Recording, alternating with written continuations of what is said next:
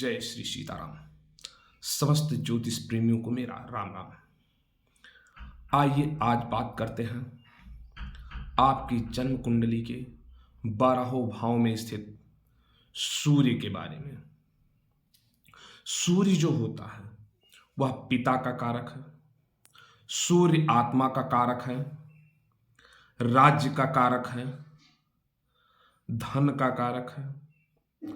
ऐसे सूर्यदेव जिनके बिना दुनिया के जितने भी जीव जंतु हैं उनका कोई अस्तित्व नहीं है। ज्योतिष के जानकार बताते हैं कि सूर्यदेव यदि कुंडली में अच्छे हो तो मान सम्मान, धन, वैभव, यश, किसी भी चीज की जीवन में कोई भी कमी नहीं रहती। तो आइए आज बात करते हैं कुंडली के 12वें भाव में स्थित सूर्य आपको कैसा फल देंगे, आपके जीवन में कैसा बदलाव करेंगे। शुरुआत करेंगे लग्न से। अगर लग्न भाव में सूर्य स्थित है, अगर सूर्य आपके कुंडली के लग्न में स्थित है, लग्न में स्थित सूर्य आपको कैसा फल देंगे। देखिए, यदि सूर्य लग्न में है तो ऐसा व्यक्ति देखने में प्रभावशाली होगा, व्यक्तित्व भी उसका प्रभावशाली रहेगा। ऐसे व्यक्ति नेत्र पीड़ित हो सकते हैं, लेकिन ऐसे व्यक्ति पराक्रमी, भाग्यशाली, सामान्यतः अच्छे स्वास्थ्य वाले, ऐसे व्यक्ति सामान्यतः अच्छे स्वास्थ्य वाले ही देखे जाते हैं। लग्न का सूर्य क्रोध देता है। लग्न का जो सूर्य आपको थोड़ा सा क्रोधी बना सकता है। मेष या सिंह लग्न का सूर्य हो तो वह अपने ऊपर कोई भी बंधन पसंद नहीं करता है, कि आपके ऊपर कोई बंधन डाल करके आपसे कोई काम करवाए, ये पसंद नहीं करता। लग्न का सूर्य व्यक्ति को यशस्वी बनाता है, उच्च पद प्रतिष्ठा प्राप्त कराता है। हाँ, एक बात यह है, संतान सुख में थोड़ा सा कहीं कमी जरूर कर देता है, लेकिन व्यवसाय हो या नौकरी हो, दोनों में बहुत श्रेष्ठ सुख दिलाता है। बात करते हैं द्वितीय भाव में। द्वितीय भाव में बैठा सूर्य, द्वितीय भाव को हम धन का भाव भी कहते हैं। वह व्यक्ति को थोड़ा सा वाणी में कठोरता ले आता है। यहाँ वाणी का विचार भी द्वितीय भाव से किया जाता है। वाणी में कठोरता का मतलब कह सकते हैं कि वह व्यक्ति टू दी पॉइंट बात करने वाला हो सकता है। उनकी बात में थोड़ा सा रूखापना हो सकता है। ऐसा व्यक्ति जो होता है वह दुबला पतला थोड़ा सा होगा, दुबला पतला शरीर वाला होगा। उनकी आंखें लाल होती हैं। सामान्यतः जो देखा जाता है उनकी आंखों का रंग थोड़ा सा लाल होता है, लेकिन द्वितीय भाव में बैठा सूर्य व्यक्ति को धनवान बना देता है। पिता से थोड़ा अनबन रहती है, पिता से थोड़ा सा अनबन रहती है, लेकिन व्यक्ति को धनवान बना देता है। ठीक। अगर सूर्य कहीं पीड़ित हो गया तो उसे बाणी दोष भी हो सकता है। बाणी दोष कह सकते हैं इसे, थोड़ा सा हकला करके बोलने वाला, हकला भी सकता है। द्वितीय भाव का सूर्य फिजूल खर्ची भी बनाता है। अच्छा, अगर सूर्य पीड़ित है तो व्यक्ति की स्मरण शक्ति भी थोड़ा सा कमजोर हो जाती है। वह परिवारजनों का विरोधी हो जाता है और धन नाश भी करवाता है, क्योंकि फिजूल खर्ची स्वाभाविक सी बात है, फिजूल खर्ची ऐसा भी करवा सकता है कि आपका धन नाश हो सकता है। बात करें अगर हम तृतीय भाव की, कि तृतीय भाव में बैठा सूर्य क्या करता है, तो तृतीय भाव जो माना जाता है पराक्रम का भाव माना जाता है। यहां पर सूर्य जो होता है वो कारक माना जाता है। इस भाव में बैठा सूर्य व्यक्ति को पराक्रमी बनाता है, विख्यात बना देता है, मित्रों का शुभचिंतक बनाता है। मतलब ऐसा व्यक्ति जिसके तृतीय भाव में सूर्य बैठा हो वह अपने मित्रों का ज्यादा ख्याल करता है, कभी भी वो विश्वासघात नहीं कर सकता है। ऐसा व्यक्ति अपने मित्रों के साथ कभी भी विश्वासघात नहीं कर सकता है। हाँ, भाइयों से हीन बना सकता है, या तो भाई होंगे नहीं, अगर होंगे तो उनसे अनबन रहेगी, बनेगी नहीं। रिश्तेदारों में भी अनबन करवा सकता है, लेकिन तृतीय भाव का सूर्य जिसकी कुंडली में है वह स्त्रियों का प्रिय होता है, वह अधिकारपूर्ण बात करने वाला होता है। जिस भी व्यक्ति के कुंडली के तृतीय भाव में सूर्य बैठा हो, ऐसा व्यक्ति किसी संस्था का अधिकारी हो सकता है। ठीक, अगर वो कोई काम ठान ले तो वह पूर्ण होकर के ही रहेगा। दृढ़ इच्छा शक्ति वाला भी हम कह सकते हैं। अगर बात करें चतुर्थ भाव की, चतुर्थ भाव में बैठा सूर्य आपको भूमि भवन वाहन का सुख देता है। चतुर्थ भाव को जनता का भाव भी कहा जाता है। जनता के बीच में आपकी खूब अच्छी पकड़ बन सकती है, बहुत ज्यादा यश कीर्ति फैल सकती है अगर सूर्य अच्छी स्थिति में हो। यहां पे बैठा सूर्य व्यक्ति को कोमल हृदय वाला भी बना देता है। व्यक्ति देखने में भले आपको कठोर लगे लेकिन वो हृदय से बहुत कोमल होता है। अगर सूर्य कहीं से पीड़ित है, थोड़ा सा सूर्य किसी प्रकार से कुछ पीड़ित है तो माता के स्वास्थ्य में कमी दे सकते हैं, मतलब आपकी माता का स्वास्थ्य कुछ खराब रह सकता है। आपके व्यवसाय में, कार्य में मान सकते हैं, कार्य क्षेत्र में कुछ समस्या दे सकता है। लेकिन चतुर्थ भाव का सूर्य आपको जन्म स्थान में ही प्रसिद्धि दिलाता है। चतुर्थ भाव का सूर्य आपको जन्म स्थान में ही प्रसिद्धि दिला देता है। बात करें अगर हम पंचम भाव की, पंचम भाव में बैठा सूर्य आपको बहुत अच्छा फल देने वाला तो नहीं कह सकते, लेकिन इस भाव का सूर्य बचपन से ही बहुत तेज दिमाग वाला, ज्ञानी, हर तरफ सफलता दिलाने वाला, संतान प्राप्ति में कुछ परेशानी देने वाला कह सकते हैं कि पंचम भाव का सूर्य जो है संतान प्राप्ति में कुछ समस्या दे सकता है, या संतान प्राप्ति के बाद संतान से बैर करा दे, संतान से ना बने, ये हो सकता है। लेकिन इस भाव का सूर्य आपको अनायास धन प्राप्त कराता है। इस भाव में बैठा सूर्य आपको अनायास कहीं से धन लाभ करा देता है। आप थोड़ा सा आलसी बना सकता है, विलासिता पूर्वक जिंदगी जीने के लिए प्रेरित करता है, तो थोड़ा सा आलसी आप हो जाएंगे। फिलहाल हर प्रकार से देखा जाए तो थोड़ा सा संतान पक्ष में कुछ गड़बड़ी हो सकता है, बाकी तो ठीक है। अगर हम बात करें छठवें भाव के सूर्य की, छठवां भाव जो माना जाता है रोग रिपु ऋण का भाव, यहां पर बैठा सूर्य व्यक्ति को शत्रुहंता बना सकता है, अर्थात ऐसा व्यक्ति शत्रुओं पर विजय प्राप्त करने वाला होता है। ऐसे व्यक्ति को नौकरी से विशेष लाभ होता है। अगर आपकी कुंडली में छठवें भाव में सूर्य बैठा हो तो आपको सलाह दी जाती है कि आप व्यवसाय ना ही करें तो उत्तम होगा। व्यवसाय में आप कम सफल हो पाएंगे। व्यवसाय में सफलता का बहुत अच्छा योग नहीं है, व्यवसाय ना ही करें तो अच्छा रहेगा। छठवें भाव में अगर आपके सूर्य है तो आप नौकरी करिए, नौकरी में आपको सफलता मिलेगी। यदि सूर्य अच्छी स्थिति में बैठे हैं तो वह डॉक्टर बन सकता है। यदि सूर्य पीड़ित है तो वह व्यक्ति कोई लंबे समय तक चलने वाली बीमारी से पीड़ित हो सकता है, शत्रु उसको परेशान कर सकते हैं। अगर सूर्य इस भाव के अच्छे हुए, छठवें भाव का सूर्य अगर आपका अच्छा है तो आपको प्रतियोगी परीक्षाओं में सफलता दिलाने वाला होता है। किसी भी प्रतियोगी परीक्षा में आप बैठेंगे बहुत आसानी से सफल हो सकते हैं। वहीं बात करें हम सातवें भाव के सूर्य की, कि सप्तम भाव में बैठा सूर्य आपको कैसा फल देगा। तो सप्तम भाव में सूर्य अगर आपके है तो आप स्त्रियों से अपमानित हो सकते हैं। सप्तम भाव का सूर्य आपको स्त्रियों से अपमानित करवाता है, व्यक्ति को थोड़ा सा अहंकारी बना सकता है। ऐसे व्यक्ति की उन्नति, मतलब ऐसे व्यक्ति के जीवन में उन्नति विवाह के बाद ही होती है।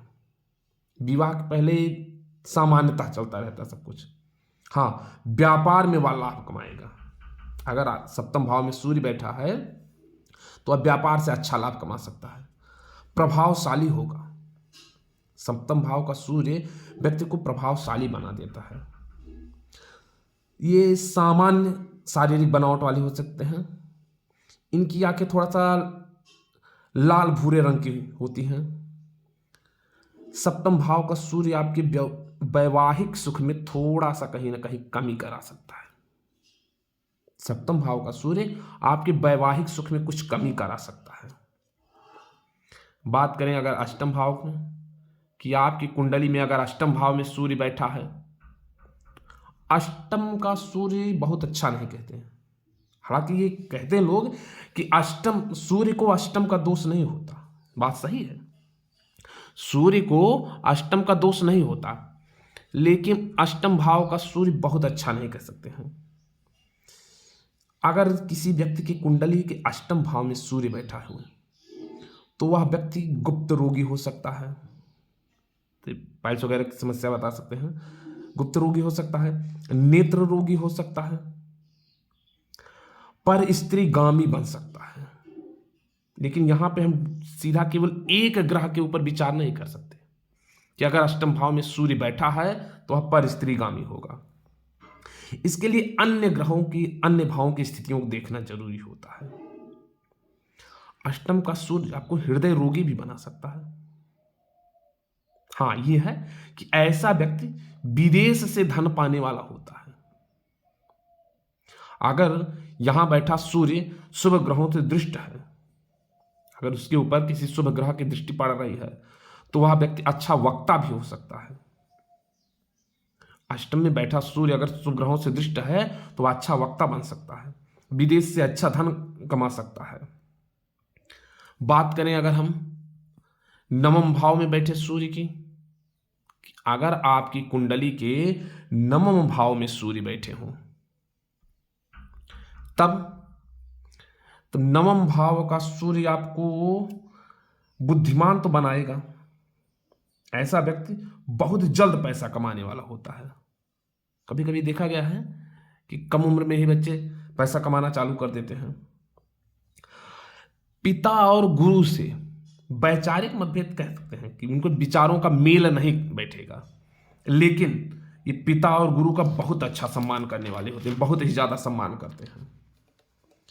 ऐसे व्यक्ति दीर्घायु होते हैं, सत्यवादी होंगे, तपस्वी होंगे, दयालु होंगे, धनवान होंगे। हालांकि एक चीज है, मामा पक्ष से यानी मामा मामी से संबंध बहुत अच्छा नहीं होता, लेकिन ऐसा व्यक्ति साहसी होता है, पराक्रमी होगा, वाहन सुख प्राप्त करने वाला होता है। नवम भाव का सूर्य आपको उत्तम वाहन का सुख प्रदान करा सकते हैं। बात करें अगर दसम भाव के सूर्य की, कि दसम भाव में बैठा सूर्य, अगर सूर्य आपकी जन्म कुंडली के दसम भाव में बैठे हैं तो यहां पे सूर्य को दिग्बली माना जाता है। दसम भाव में सूर्य को दिग्बली माना जाता है।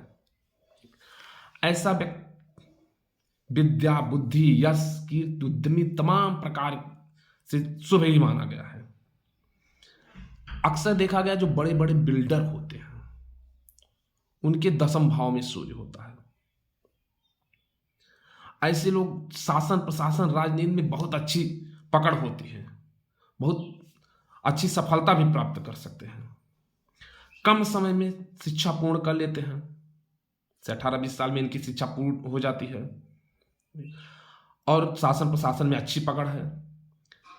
गवर्नमेंट जॉब भी अधिकतर लोगों की देखी गई है, गवर्नमेंट जॉब भी इनको मिल जाती है।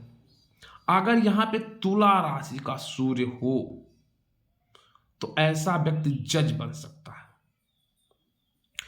तुला राशि का सूर्य अगर दसम भाव में है तो व्यक्ति जज बन सकता है। ज्यादा देखा गया है जो राजनीति में जिसकी अच्छी पकड़ हो रही है, शासन प्रशासन में अच्छी पकड़ है, बड़े बड़े बिल्डर हैं, उनके दसम भाव में सूर्य होता है। बात करें अगर यही 11वें भाव में, तो 11वें भाव में सूर्य को अति विशिष्ट कारक माना गया। एकादश भाव में सूर्य को अति विशिष्ट कारक माना जाता है। इस भाव में बैठा सूर्य व्यक्ति को चहुओर से सफलता दिलाने वाला, चहुओर से लाभ प्राप्त कराने वाला होता है। ऐसा व्यक्ति धनवान होता है। दीर्घायु प्राप्त होता है। ये मान लीजिए धन के कारण उसका कभी भी कोई भी काम नहीं रुकता। वो सुबह चाह ले कि ये काम करना है, धन के बिना उसका काम नहीं रुकने वाला। शाम तक कहीं ना कहीं से धन की स्थिति उसकी सही हो जाएगी। हाँ, थोड़ा सा संतान पक्ष से कमी रहेगी, क्योंकि पंचम सब एकादश में बैठा सूर्य पंचम भाव को देखता है, तो यहाँ गर्भधारण में थोड़ी समस्या उत्पन्न कराएगा। बाकी सब प्रकार से ये उत्तम ही है। ऐसा व्यक्ति विचारशील होता है, अच्छे मित्रों वाला होता है, शासन प्रशासन में अच्छी पकड़ होती है। यदि एकादश भाव में बैठा सूर्य किसी प्रकार से पीड़ित भी हो, इसे शुभ है तो अच्छी बात है, लेकिन किसी प्रकार से कहीं से पीड़ित भी हो तो थोड़ा सा प्रयास करने पर वह सूर्य ठीक हो जाता है। थोड़ा सा प्रयास मतलब सूर्य को अर्घ देना, गायत्री मंत्र का जाप करना, सूर्य संबंधित दान करना, थोड़ा सा प्रयास कर लीजिए, सूर्य अच्छा हो जाता है। यहाँ पे सूर्य अति विशिष्ट कारक है, चहुओर से लाभ दिलाने वाला होता है। एकादश भाव का सूर्य अगर है तो चिंता की कहीं कोई बात नहीं होती है। बात करें अगर हम द्वादश भाव में कि कुंडली के 12वें भाव में बैठा सूर्य क्या कर सकता है। 12वें भाव में सूर्य को तो बहुत अच्छा नहीं मान सकते। इस भाव में बैठा सूर्य व्यर्थ का धन खर्च कराता है, व्यक्ति को नेत्र रोगी बनाता है, व्यक्ति कामी हो जाएगा। अगर सूर्य 12वें भाव में बैठा है तो वह व्यक्ति पिता का विरोधी हो सकता है। हाँ, ये मान सकते हैं कि ऐसा व्यक्ति विदेश में रहने वाला होता है, लेकिन अगर सूर्य पीड़ित है तो 36 साल की उम्र में व्यक्ति को उदर रोगी बना देता है। ऐसे व्यक्ति के साथ विश्वासघात हो सकता है। अगर द्वादश भाव में 12वें भाव में सूर्य है, पीड़ित है, तो ऐसे व्यक्ति को राजदंड की पीड़ा भी मिल सकती है। तो कुल मिलाकर के ये कहें कि 12वें भाव में सूर्य को बहुत अच्छा नहीं मानते। ये थी आपकी कुंडली के 12वें भाव में स्थित सूर्य की एक सामान्य जानकारी। हालांकि किसी भी जन्म पत्री का विश्लेषण केवल इसी आधार पर नहीं किया जा सकता। किस लग्न में है सूर्य, किस ग्रह के साथ बैठा है, किस ग्रह से दिष्ट है, इसके आधार पर अन्य ग्रहों की स्थितियां कहां है, जिस भाव में बैठा है उस भाव का स्वामी किस भाव में बैठा है, उसके ऊपर किसकी दृष्टि पड़ रही है, इन सब के आधार पर जन्म कुंडली के विश्लेषण किया जाएगा। लेकिन ये सामान्य जानकारी जो सामान्यतः सूर्य की स्थिति होती है, इससे हमने आपको अवगत कराया। अगर आपको वीडियो पसंद आई हो तो हमारे चैनल को सब्सक्राइब करें, बेल आइकन दबाना मत भूलिएगा और प्रयास कीजिएगा अपने अन्य मित्रों के साथ इसको शेयर करें ताकि उनका भी ज्ञानार्जन हो सके और वो भी ज्योतिष में अगर रुचि रखते हों तो कुछ सीखने का मौका मिले। फिर जल्द ही मिलेंगे अगले वीडियो में, तब तक के लिए जय श्री राम।